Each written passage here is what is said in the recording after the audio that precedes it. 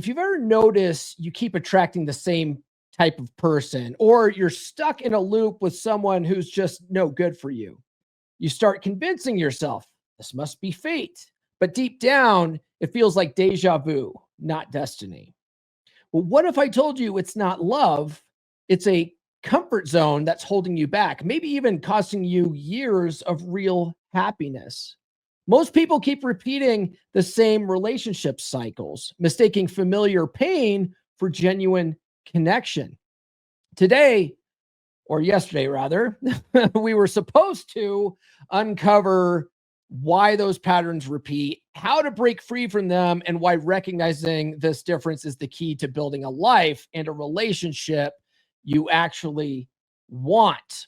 Okay. So, like I said, we didn't get into all that yesterday because there was audio problems. I did get into how to break free though.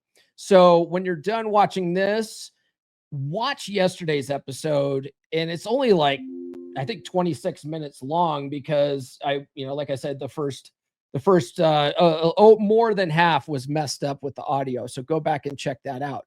But we went into recognizing the pattern trap, and I started talking about all the different patterns and the big problems that a lot of guys have in relationships, and they keep repeating because they never do the work on themselves, right? And then in segment 2, I talked about why it's so hard to quit that habit. It's like it's become normalized. We're used to it.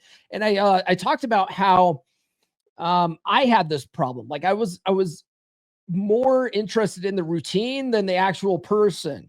And this happened when I got divorced, and I immediately wanted to get into some kind of new routine with Red Pill Chick that resembled my routine that I had with my ex-wife. And that pattern caused that relationship to erode.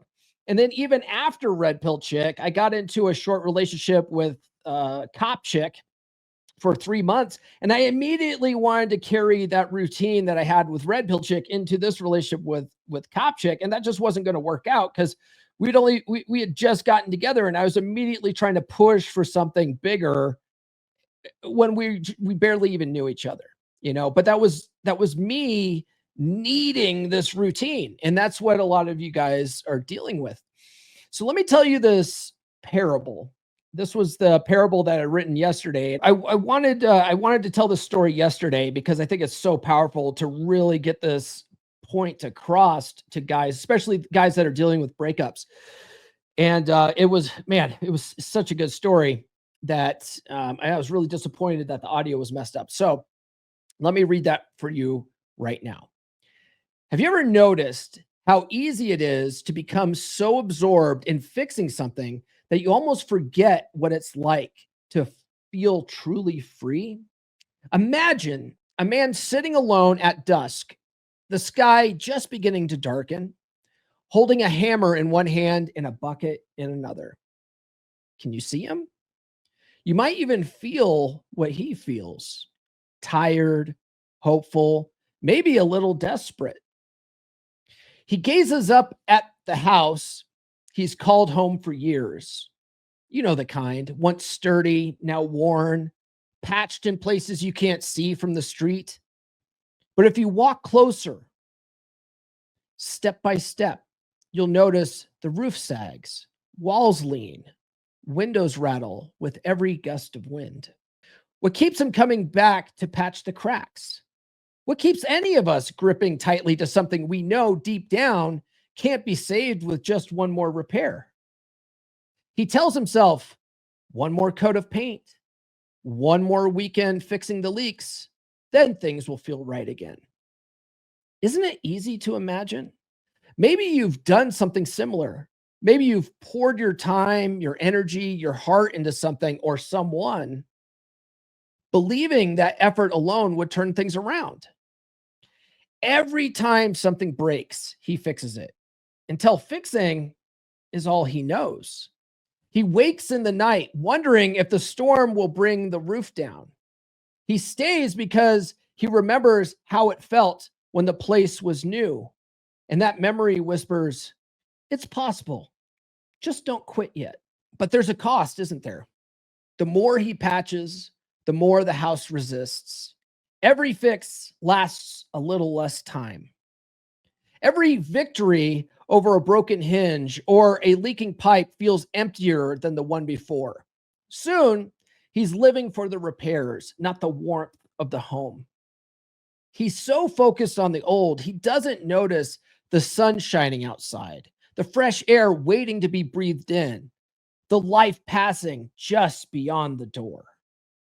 You can almost feel the turning point, can't you? The storm finally comes, the roof caves in, water pours down, not just from the sky, but from every regret, every silent hope, every late night spent believing he could save what needed rebuilding from the ground up. He steps outside, heart pounding, breath sharp and clear in the cold night. And in that moment, pause and imagine it. He looks up and sees the stars for the first time in years. He feels the grass beneath his feet. He realizes how small the house was, how small he made himself trying to keep it standing. That's when something shifts. He doesn't need to keep patching. He doesn't need to fix what's already lost. A different answer is calling, a new way, a real plan, the right tools, the right guide, the kind of blueprint that takes you from almost fixed to truly whole.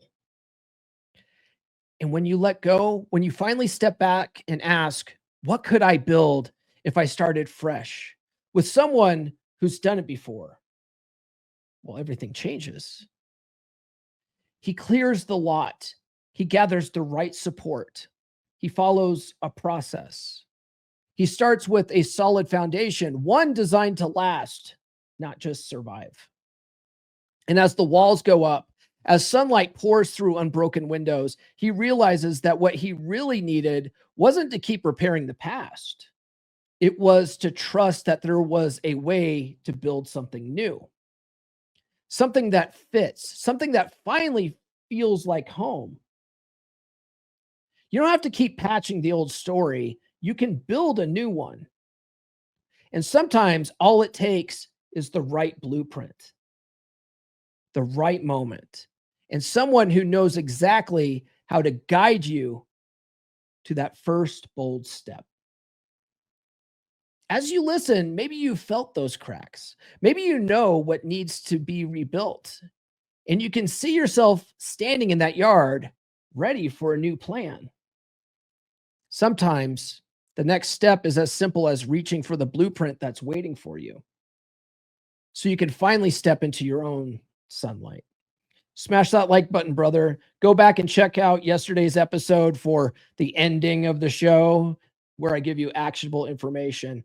Other than that, be sure to like, subscribe, hit those notifications, and we'll see you guys on Friday. New episodes every Monday, Wednesday, and Friday. Subscribe now.